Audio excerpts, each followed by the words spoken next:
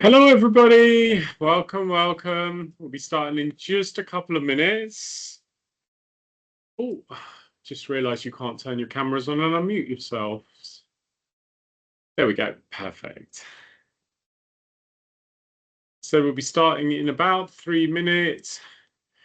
Whenever you're ready, as you all know, for those who've attended previous sessions, this is an interactive session. So as soon as you're able to, please do put your cameras on. And whilst we're getting started, just want you all to look outside your window and tell me what you see. Right now, I am seeing a full-on hailstorm. It looks like the apocalypse has arrived because it looks like literally the sky is falling in on our heads. What is going on outside your window? I can see a little bit of blue sky and some trees where I am. Oh. Feel free to send that down to London if you wish, because I don't know what is going on outside the window here. I've got blue skies. Wow, fantastic. And wind, so. We've got snow. You've got snow. Whereabouts are you? South Wales. In South Wales. Okay, fantastic. Yeah. Amazing. Yeah, we do normally have quite an international audience, so we may have some people from further afield. So let's see what kind of spread of weather we've getting. Carmela's got 4 walls and no windows. Oh dear. Carmela, if you are locked in a cupboard and you need help, just ask for Angela and we'll send help.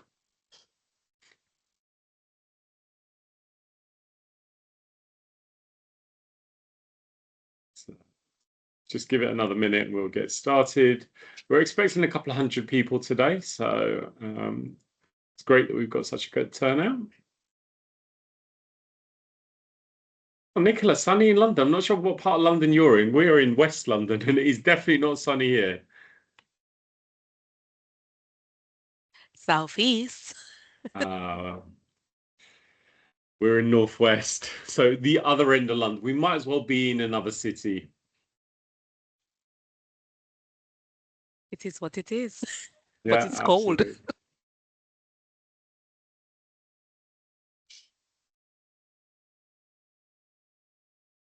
I'm in Swansea and I've got really bright sunshine. Amazing. I am glad for all of you that have got sunshine. It sounds like quite a few of you got sunshine today. Hopefully it will get to us at some point.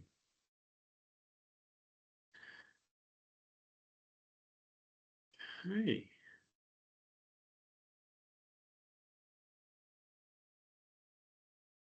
Got my lovely colleague Judy that's co-piloting today. Judy, will you just give me a thumbs up and let me know when we're ready to start? Yeah, all good. Fantastic. Thank you. So how many of you feel that the craziness of the world that we find ourselves in today has had an impact on your mental health and your well-being?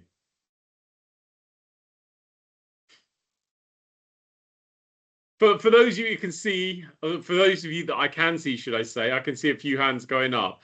I would be very surprised if you weren't putting your hand up. For those who've attended our sessions before, will have heard me use the analogy of Black Mirror, because it really does feel like reality is an episode of Black Mirror. I've been saying that for a few years. It feels like this current episode, the 2026 episode, is wild. You literally couldn't make up some of the stuff that we're experiencing right now. I've literally just come off a session for one of our clients. We're running a project through Middle East and Africa. Some of the colleagues had to leave halfway through the session because there were sirens for an air raid going off, like in March 2026. Had to step out of a session because jets were flying overhead and they had to basically leave because there's an emergency. It feels like a wild time. Like some of this stuff you couldn't make it up. It's inevitable.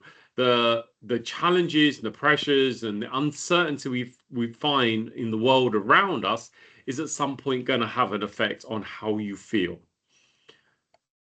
How many of you have seen that impact on those around you? Other people may be worried, concerned, in some way impacted by the things happening in the world around us.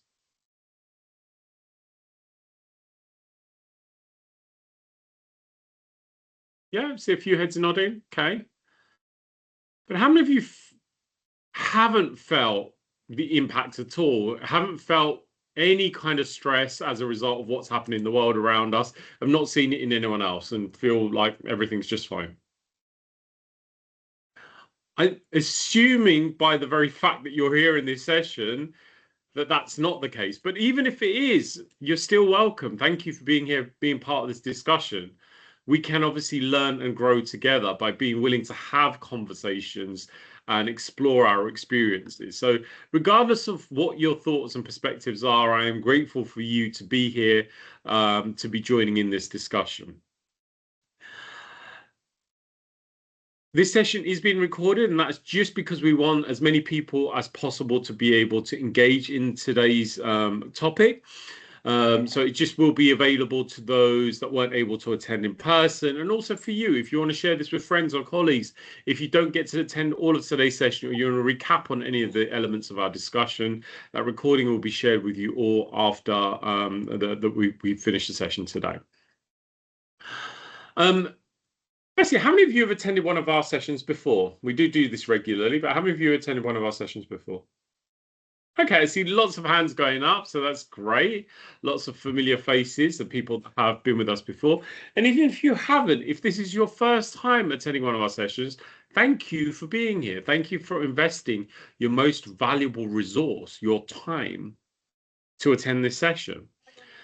And our job really is to create a safe space for us to discuss, explore some of the subjects that we often don't get to explore and discuss because of the busyness of life and because we're so busy trying to just navigate our days. So we really appreciate you investing your time and energy to be a part of this discussion. Who are we? For those you don't know, so the Stress Management Society is a non-profit organization I set up myself in 2003, so that's 23 years ago, off the back of a first-hand experience with my own mental health, which in my mid-20s led to me having a breakdown, and the depths of which I got to a point where I didn't want to be here anymore, and I attempted to escape my life. I tried to end my own life. And it was that experience, thankfully I failed, but it was the recovery from that experience that helped me to recognize that what I went through, I wasn't the only one. There's a lot of people that were navigating those kind of challenges. I decided to do something about it and set up an organization to provide advice, support and guidance to anyone that is struggling with their mental and emotional well-being, and hopefully help to connect them with the resources that they need to get onto the path of recovery. As part of that, we ended up becoming stewards of the Stress Awareness Month campaign, which is about to start in just a few days' time. So we've been running that campaign for more than 2 decades now. And since inception, the campaign has reached more than 100 million people. So I'm very proud of the fact that through our work and through my own experiences, we've been able to reach and touch a lot of people with the work that we do. We also have a research and consultancy arm through which we work with some of the biggest companies on the planet, including companies like Mars and DHL and various others. And that helps to fund all of our non-commercial work. And our remit really is to leave the world better than we found it. And very much a part of today's conversation and the ongoing work that we do through providing these webinars and the resources on our website is to inspire and empower people. We can only do that through the generosity of the people that support us. If you are able to support our work in any way, there is a QR code on the screen. Even small donations really support us in the work that we do, particularly at this time of year when we're about to come into Stress Awareness Month. And that campaign is only effective through the support of people such as yourselves. And that's really why we're here today. Today is an opportunity to launch Stress Awareness Month, for us to really help you to understand what is behind this month's campaign. We have, as a team, more specifically, my colleague Judy, who is managing this campaign, has been working very hard over the last 4 or 5 months to get everything ready for the big launch, which is now. That's what we're here for. So this is, even though there is 133 of us on this call, this is not a lecture. This is not me and Judy talking at you for the next hour. This is an opportunity for us to have a group discussion around the things that affect us all and to learn and grow together. So there'll be lots of opportunities for you to get involved, and we want to have as much as possible human-to-human conversations. So if you're able to, put your cameras on, so we're not talking to initials on a screen. We're able to have real human connection, which is something that is so lacking in the world that we find ourselves in. We will be asking lots of questions as we go through the session. Get involved, jump on the microphone, put your messages into the chat. This isn't mine and Judy's session, it's everybody's session. So if you want to say something on the mic, just put your hand up or unmute yourself. And if there's obviously comments you put into the chat, Judy every so often will bring those comments into the discussion. So share your experiences, ask your questions, disagree, seek clarification. Tell me to slow down if I get excited. Whatever you need over the next 52 minutes, we're here to serve and support you as best as we can. With that in mind, just a few little ground rules to ensure we get the most out of today's session. We've got a tiny amount of time to discuss a big subject, so let's make the most of this time. So really be present, be here now. Limit other distractions as much as possible. So if you can, turn other technology off or on silent so you can be fully focused on today's discussion, that would be great. I'm going to put in a trigger warning. The very nature of the conversation around mental health means that we may end up discussing or exploring things that are sensitive, even things like suicidality. So just putting in a bit of a trigger warning there. Participation, what you put in will determine what you get out. So if you're quiet, silent, passive, don't say anything, don't do anything, you're not going to get a huge amount of value from today's session. Just going to ask, if you're in an environment where there is background noise or there's other people around, if you could just mute yourself when you're not talking, that would be great, because obviously otherwise that ends up coming into the session. If you do want to talk or share, then just put your hand up. I could just hear a couple of you that there's some background noise, so if you currently have your microphone unmuted, if you could just check to mute that, that would be amazing. I'm going to ask for openness, honesty, respect. If someone shares something you don't like or agree with, that's okay. They're entitled to their opinion as you're entitled to yours. This is a safe space for you to be able to share. So have an open mind and an open heart to new ideas, new perspectives, and new ways of looking at things. We're going to ask you to use I statements when speaking. Speak on behalf of yourself. So in my opinion, I believe, I think that, rather than speaking for others. We do ask as best as possible, if someone shares something of a sensitive or a confidential nature, personal experiences, etc., please don't share that outside this session. This also applies to those watching as a recording, that we're not to share things on social media, etc., that others have shared personally. Only two caveats to that. Anything that myself, Judy, and our colleague Stephanie, who's also supporting today's session, anything we share, you have our permission to share that outside this session. And the only other caveat to confidentiality is if someone shares anything in this session that impacts your safety or the safety of others, that is the only other time that confidentiality will be broken. If you have any other suggestions or anything you'd like to add to the ground rules, feel free to drop that into the chat. So let's kind of kick this off. The campaign this year for Stress Awareness Month is Be the Change. This is basically drawn from Mahatma Gandhi's statement of be the change you want to see in the world. Rather than waiting for someone else to fix this, well, rather than waiting for, people in positions of political authority or healthcare leaders or doctors or HR or our families, I think we need to re-establish who is really ultimately responsible for our mental and emotional well-being. So who do you feel is responsible for your health, your well-being, helping you to manage your mental and emotional state? Myself. Absolutely, ourselves. There's definitely things out there and people out there that can help you if you're struggling, but it starts with you. We have to show up in the way that's going to best equip us to navigate the world that we find ourselves in. And many of us do feel powerless, like there is nothing we can do to change our situation or our circumstances. And this is really what underpins this year's Stress Awareness Month campaign, is really ensuring that we are finding our power. If you look up the word power in the dictionary, when applied to a human being, it quite literally means the ability or capacity to do or act. People often think it means strength, control, influence. But again, I'm going to ask you to look this up for yourself. Don't take my word for it. But the opposite of power is feeling powerless or feeling like a victim, which is I have no ability or capacity to do or act to change my circumstance. How many of you have ever felt powerless? And you won't need to track back very far. In the last couple of months, with wars happening in the Middle East and economic crisis and prices going up at the petrol pump and in the supermarkets and all kinds of different things that are going on in different parts of the world, how many of you at some point have felt powerless to the situations that we find ourselves in, to the things happening in the world around us? Absolutely. And this is a huge challenge. How many of us are struggling with this? That we're seeing things in the news, if you watch the news, or unfolding on social media, or in conversations with friends.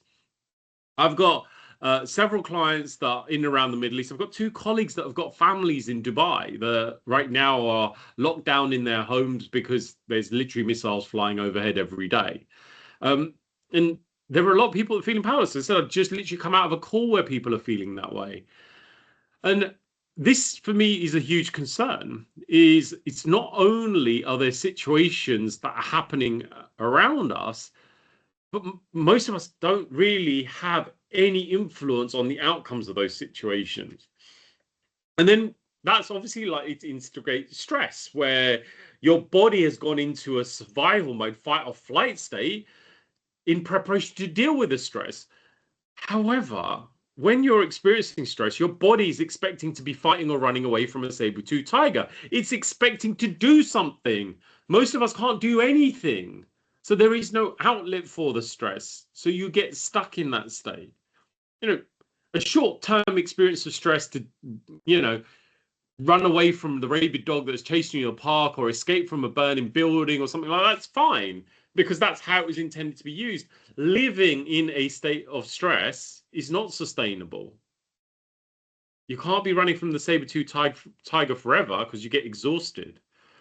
And too much stress, ongoing excessive stress without periods of rest and recovery, is going to exhaust you. It's going to drain you, and you are going to feel overwhelmed. And this is really where we need to consider that we find ourselves in a world where we have access to more information than ever before, but a lot of that information is not uplifting your spirits. It's not making you feel good about yourself and the world you find yourself in. In fact, it's now been dubbed as mean world syndrome. Most of us believe, because of the information we're exposed to, I say most, not everyone, most of us believe because of the information we're subjected to that the world is an awful, terrible, mean, bad place. It's not true. There are more wonderful, amazing things that happen every day that you don't know about, right? So we're programmed to believe the world is a particular way, but it's not a balanced perspective. And part of that is then creating this scenario where we feel helpless, powerless, overwhelmed, and we've got a view of the world that might not be particularly reflective of the world that we actually find ourselves in. And this is really where I want us to understand that that external information is then embodied and is going to affect us in our bodies, in our minds, and in our behaviors. So how does this show up for you mentally, physically, and behaviorally?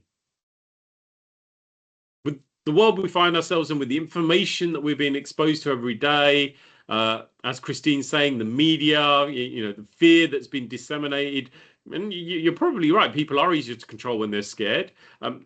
Jessica, absolutely, it is exhausting. But what else? I'd love to hear from some of you. How have you been finding those periods of stress? And for those of you that feel that what's happened over the last couple of months has impacted you, how is that showing up for you? How is that affecting you?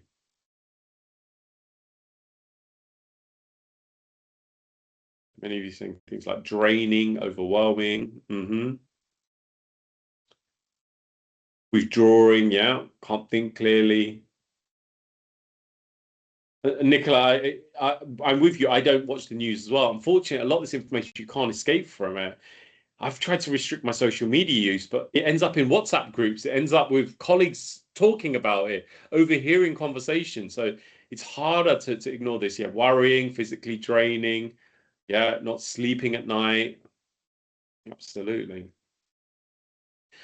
So yes, absolutely, that this can feel particularly overwhelming, draining. It feels like too much to cope with. Oh, I've just been told my camera is frozen. Give me a second. For some bizarre reason.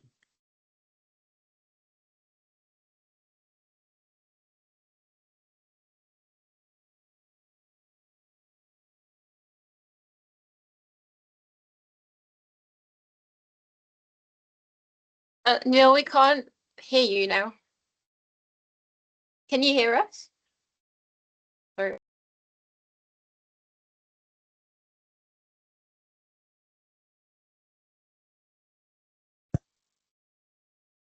I think you might have to log off and log back on again.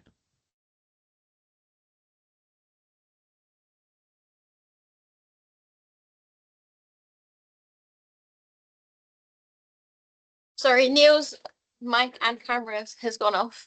But yeah, thanks everyone for sharing. Do you guys have anything else to share on this? So I can see in the comments, Elise, I don't know if I pronounced your name right, that your children are growing up. And it's quite like, it's a total mess to see that, which I can agree as well for sure. Terry said, I'm one of those people who feel less stressed if I have my knowledge of what's happening in the world, so I watch the news. I think I'm quite the same. Like, it is good to have a bit of an idea of what's going on. I'm gonna try and share the screen from my end. Just bear with me 1 second.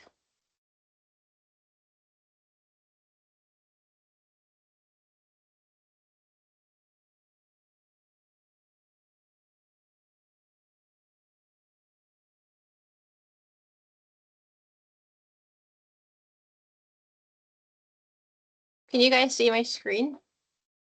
Yeah. Okay, We great. can, yeah. Nice. Yes. We'll go from here. So yeah, the next thing we want to discuss is, have you guys ever felt powerless? So how many of you have ever felt completely powerless, in a stressful situation? I would say, most of us have. And when you're in it, it can feel like there's nothing you can do, like everything's happening to you. And for myself, I've kind of felt that at the moment with my family being in Dubai and across the Middle East. It's like you hear the news everywhere, and there's nothing much you could do about it, especially when things are happening and you're really far away. And in those moments, it can easily feel like you don't have any control over here. And I think someone earlier, Anna, mentioned in the comments the importance of looking at the controllables, what you can control and what you can't control. And, what I've learned through this time is it's not that we're completely powerless, but it's that we haven't always been able to see those options available to us. So once you have those options, it can kind of give you a bit more clarity of what you can do and makes you feel like you're not actually powerless. Although sometimes we can't change the situations, like in this case, you can look at what you can and can't do. And usually there is always something that we can do that can help. So that could be like how we respond, how we take care of ourselves, who can we reach out to, and what small actions we can take. And basically, those small actions is actually really important. And we'll come into that later, looking at, that 1% better. So it's all like about how we deal with a situation directly that actually impacts us. So this isn't about pretending that things are easy or fully in our control, but it's about recognizing that even in really difficult situations, we're not completely powerless. And that's where change starts, which links us really well with the theme this year. Neil, are you back? I can hear my voice. Great. Wonderful, thank you. Apologies for that. So thank you, Judy. And yeah, as you were saying, obviously, considering how it shows up for us, I think let's just kind of go to the early signs of stress. How are we going to notice it first? What are the first things that you are going to be aware of when you start to struggle with stress? So just get a sense from you. How will you know when you're in a state that's not serving you? What would be some of those early signs? I think for me, I'm just going to jump Tension in. in the back of your neck. Okay, yeah. Sorry, I had tension in the back of the neck, and someone was just starting to share before that. That was Go me. for It's it. Anna. I was just going to say that I think a lot of it for me is the energy dip, the feeling exhausted when I've slept okay, feeling like you're sort of waking up on an empty battery. When a lot of people maybe feel like they're recharging overnight, and yeah, you're realizing that your sleep isn't quite impacting you. You feel, for me, it's physical headaches, tension in the body. Also when you deal with a mental health issue as well and bipolar, so it kind of exasperates that stuff as well. So you feel like your strategies aren't working as well as they maybe would before. Absolutely. So Anna, I just want to pick up what you're saying. So what you're saying is that you feel generally more exhausted. It feels like you're using up more energy when you're stressed, right? Absolutely. And it's not the physical energy we're using more of, it's the mental and emotional energy. Because there are times when you might have been sat at your desk for 8 hours, and you come home and you're sitting on the sofa watching, Netflix with one eye and looking at your phone with the other, which is what most people do, right? So it's not like you're physically out there like chopping down trees and running away from walls, but yet we're still feeling absolutely exhausted. And I'm sure that there are times where we've had days on the weekend where we've gone out for a walk in the forest and we've been really active and playing with the dogs and doing whatever we're doing, and you feel less exhausted, even though you're using your body more. The irony, right? And most of us are using a huge amount of mental and emotional energy right now. And also we are exposed to more information, which is utilizing more of that mental and emotional energy, and Anna, let me just kind of pick that up with you. You're feeling exhausted, right? Are you then finding that, you have a good night's sleep and you feel better, or you find that your sleep patterns are affected? Yeah, sleep definitely affected. I think it's that racing brain thing when Yeah. you are, you're trying to switch off for the night, you lie down and you may have felt really tired about 10 minutes before, but the second you lie down in your bed, your brain goes, actually, there's some other stuff I want you to think about right now. Absolutely. Yeah. Mm-hmm. So you get yourself in this vicious cycle because you can't sleep at night because you're wired and stressed and thinking about everything. And because you're not sleeping at night, you wake up the next day, your focus is diminished, your energy is low, you've got a short fuse, you can't think clearly, and you're stressing and ruminating more because you're tired. And then it's hard to break that cycle. Maybe you get to the weekend and you get, a bit of a line and you might recover. But for a lot of people, that also might not be the reality. Yeah, I think it's Colin, that go for it. recouping time. Yeah, absolutely. Yeah, most people are struggling with what's known as sleep deficit. You're just not getting enough sleep. The sleep bank account is in overdraft, and you can never top it up. Yeah.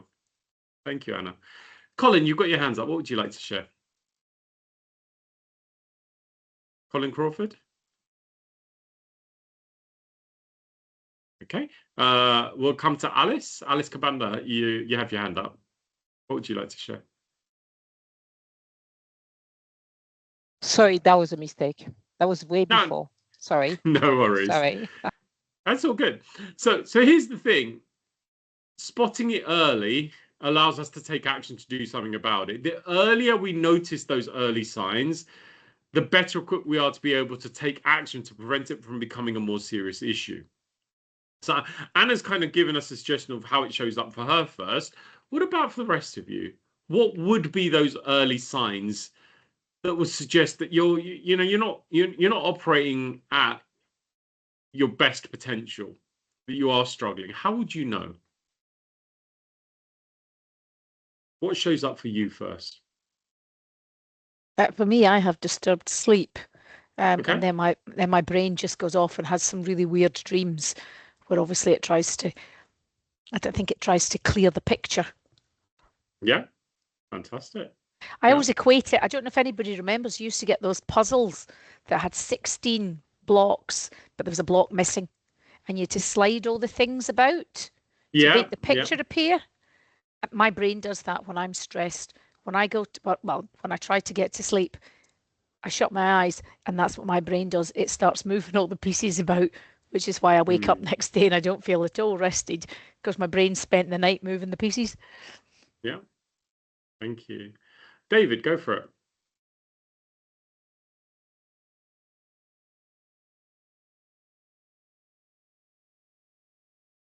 You're still on mute. Yeah, I've just noticed. Yeah, cheers. I was just going to say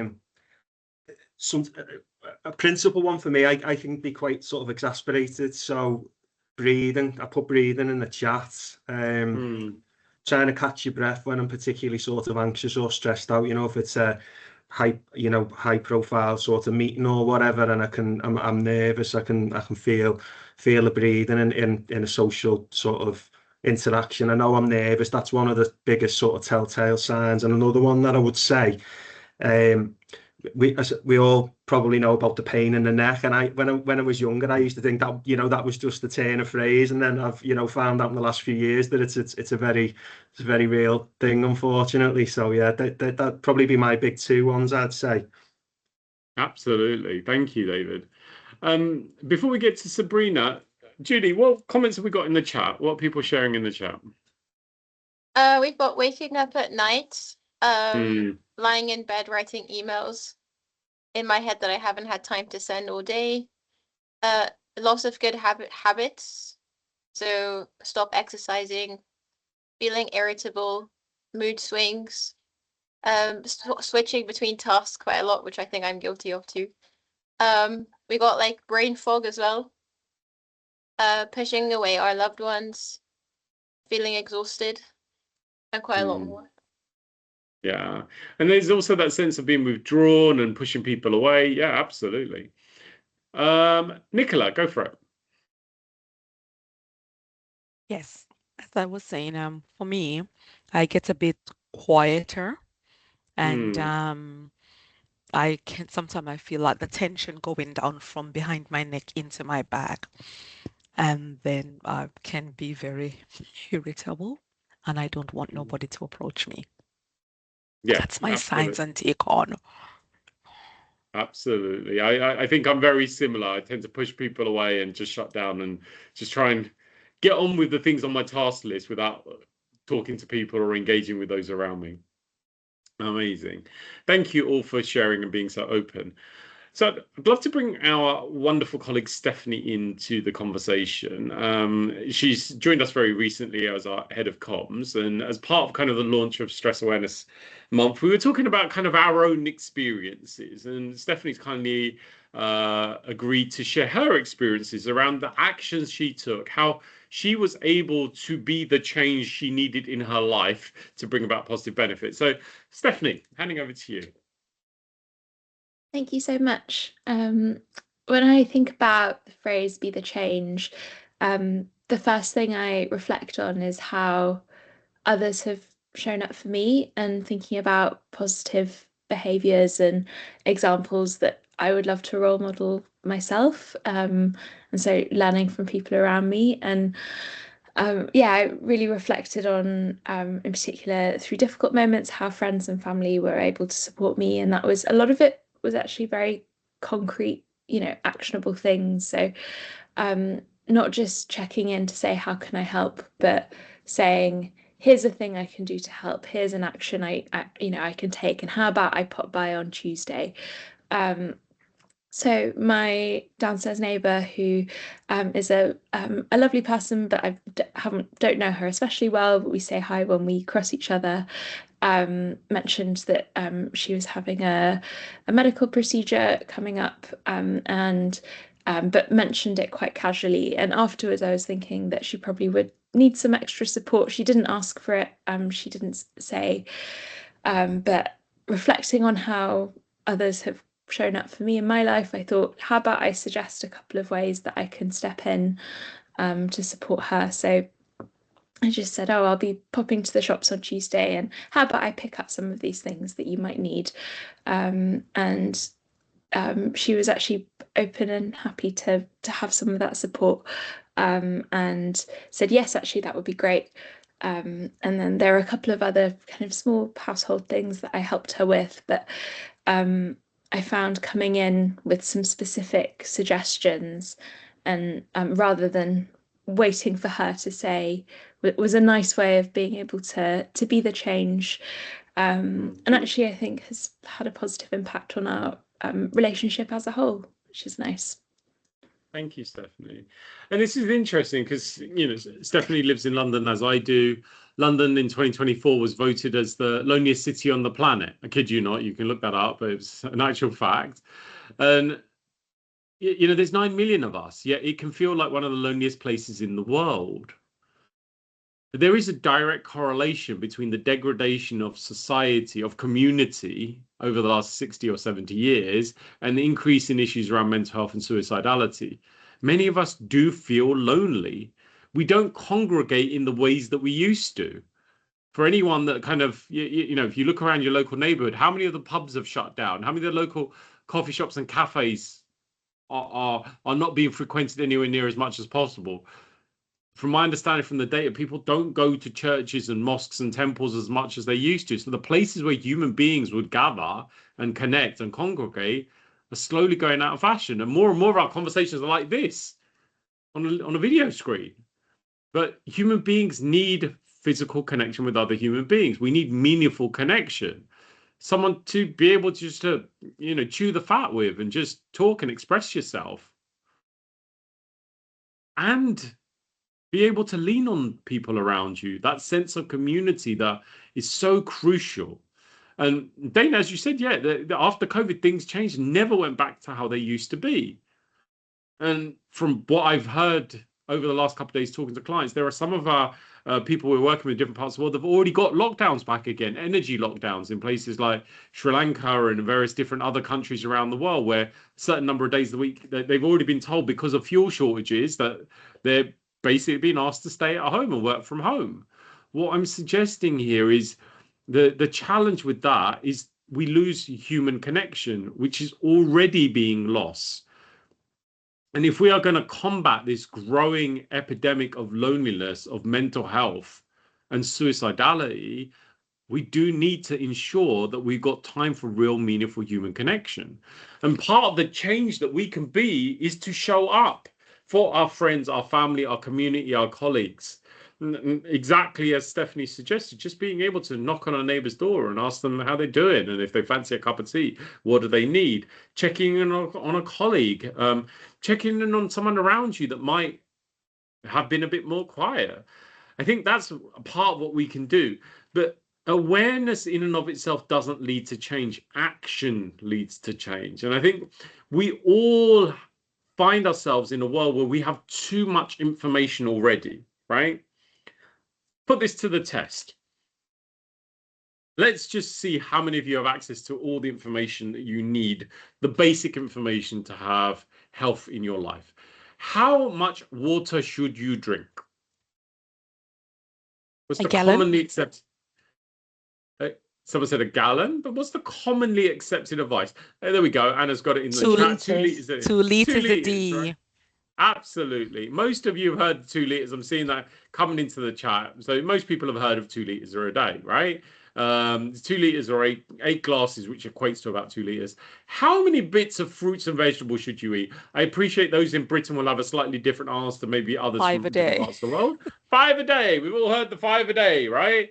How many steps should you walk every day? 10,000. 10,000, right? How much sleep should you have? 8. 8 hours of sleep. Now, I'm sorry to burst the bubble. For those of you who believe that information is true, it's not. This is information that people have put out as guidance that has become the accepted narrative. Now, let's just park for the fact this information isn't true. Even if it was absolutely true, like how much water you should drink is based on age, sex, ambient temperature, levels of physical activity. It varies from person to person. The amount of sleep, if you're interested in learning about sleep, read Matt Walker's book, Why We Sleep. You'll know that every one of us is different. It varies from person to person. How much fruits and vegetables you should eat, again, varies from person to person, based on lifestyle and a whole number of different factors. The 10,000 steps, Rosemary, you're absolutely right. That message came from a Japanese company that was marketing pedometers. It was a marketing slogan, not medical advice, which is really interesting. Most of us accept that we should do 10,000 steps a day. It's good guidance, but it's not based in fact. Let's just park the fact that it's not real. If you believe that information to be true, does it bring any benefit to your life? I feel like it just adds an extra layer of pressure. Yeah, it adds an extra layer of pressure. Yeah. And and Tracy, here's the thing: walking does, but does knowing walking is good for you bring you benefit? Not the action of walking or the action of drinking water, the awareness of drinking water and walking. Does that bring you any benefit? Not if you're not doing it. Thank you. It only brings you benefit if you do it, right? Knowing it's good for you does not bring you any value whatsoever. You have to actually do it. We were involved in a study several years ago, and we asked, I can't remember how many people, it was maybe 1,000 people, to complete those 4 statements. And more than 80% of people could answer at least 3 out of 4 of those questions: how much water you should drink, how much fruits and vegetables you should eat, etc. We asked a follow-up logic question: how many of you do that every single day without fail? So more than 80% of people could answer 3 out of 4 of those questions. How many of them did it every single day? So people knew the information. How many people took action against the information as a percentage, do you think? Have a guess.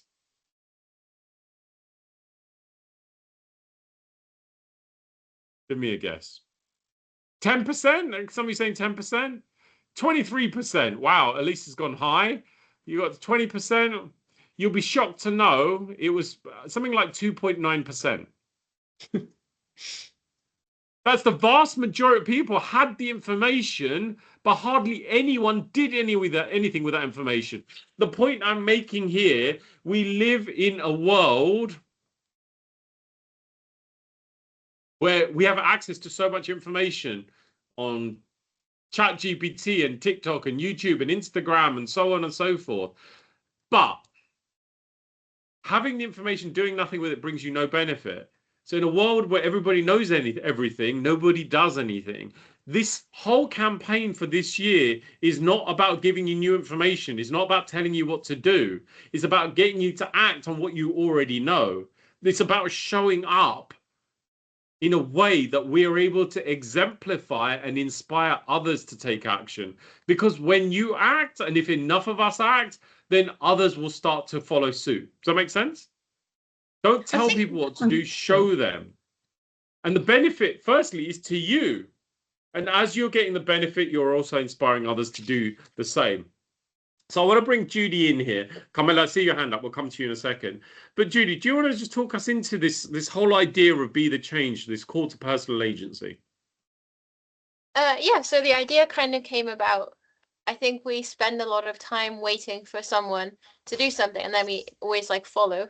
Whereas Be the Change is all about how not to wait for someone, but you yourself to go out there and not, to make that difference in the world. And it could be something as small as something within yourself, or it could be something bigger, so within an organization or within your family and friends. So yeah, it's all about taking those small, meaningful actions to make the difference. Wonderful, thank you. Camilla, you had your hand up. Go for it. I was just going to comment when you said about that knowing about the information doesn't actually make the change necessarily. But I think the problem is of course it's been marketed extremely well in Western civilizations. I don't know what it's like all over the world, and therefore people think that it is. So let's take an example as a Fitbit. Other makes are available, obviously, but the number of people that will rule their life using the technology that has been promoted based on those actual facts, which are not evidential facts. And that's quite scary when you think about it, isn't it? Because you're looking at things and going, it's great to be doing it, of course it is, but knowing it, as you say, is very different to actually doing it, isn't it? And that's where we're at. A lot of people will swear by it. I've got friends who go, oh, I did 10,000 steps today. And I'm thinking, I'm not going to be negative and say, well, do you know, it was just based on this guy, setting up this pedometer thing. But it's that perception, and that's huge. That's a massive marketing tool. And it just needs to be tweaked slightly so that we can get people to individually take responsibility a bit more, maybe. I'm not sure how, always though. You've actually raised a really, really powerful point. I was reading an article yesterday, which I shared with the team, about it's comparing the Casio watches. The Casio watches you used to get in the 80s, and some really too cool for school people still wear them, right? With an Apple Watch, for example. So those watches, those Casio watches, they were basically a product, right? And you make a one-time commitment, you buy it, and then it doesn't need anything from you. You don't need to form a relationship with it. It doesn't ask you for anything. The battery needs to be changed once every 10 years, right? It goes on your wrist and it tells you the time, but it doesn't demand anything from you. Your Apple Watch demands something from you all the time. Every time it bleeps, you've got to respond to it. It's giving you an alert. You haven't walked enough. You haven't stood enough. You haven't closed your rings. I need charging. It's very needy, and it's constantly demanding of you. And then you've got your phone constantly demanding of you. We lived in a world where we had products that we buy and we don't need to do anything else. You don't need to subscribe or pay or service or respond to. Does that make sense? Now, most of us, and I've got my hand up, myself included, have relationships with inanimate objects that are extremely demanding and taking more from us than possibly the humans around us. That article actually stopped me in my tracks. I was like, I never thought of it like that. That how many things are taking my time, my energy, my money, that 10 years ago, I had that time, energy, and money for things that actually matter to me. Does that make sense? Mm. And why we don't have the capacity to be the change, because we're so distracted by the things that are literally sucking from us every day. And it made me think, like, I've got this watch which my insurance company gave me for free, which I thought was a great idea because it's going to keep me healthy and keep me walking. But now realizing I'm a slave to the 12,500 steps and making sure I've done my headspace for 10 minutes and I've done these things. I probably did more of that stuff when I wasn't being tracked. But you've raised a really, really powerful point there. Thank you. Rose, go for it. Agree to actually help. Yeah, I was just going to say, you're talking about going back to 10,000 steps and 8 glasses of water a day and everything else like that. Thing being is, it doesn't actually work for everybody. Like everybody's been saying here, it could possibly cause more harm than good. If you've suddenly been a person that doesn't actually, never done any walking, and you suddenly decide, I'm going to do 10,000 steps a day and I'm going to do this regardless of whatever happens to me, you could make yourself not just mentally ill, physically very ill, which becomes a vicious circle. And you start drinking 8 glasses of water, 9, 10 glasses of water. There is a theory that says if you drink 3 litres of water a day, you can drown. But if you actually put too much fluid into your body, it goes into your lungs and it can drown you. So I think, like you just said, everything in moderation. You have to think about things, what works for you. So you say 10,000 steps, like that could be a goal if you wish to get there, thinking that you can do that, you can walk 3 miles, 5 miles, whatever it is. But start off with 100 yards if it's something you've never done before or you can't physically do. Don't go headlong into it.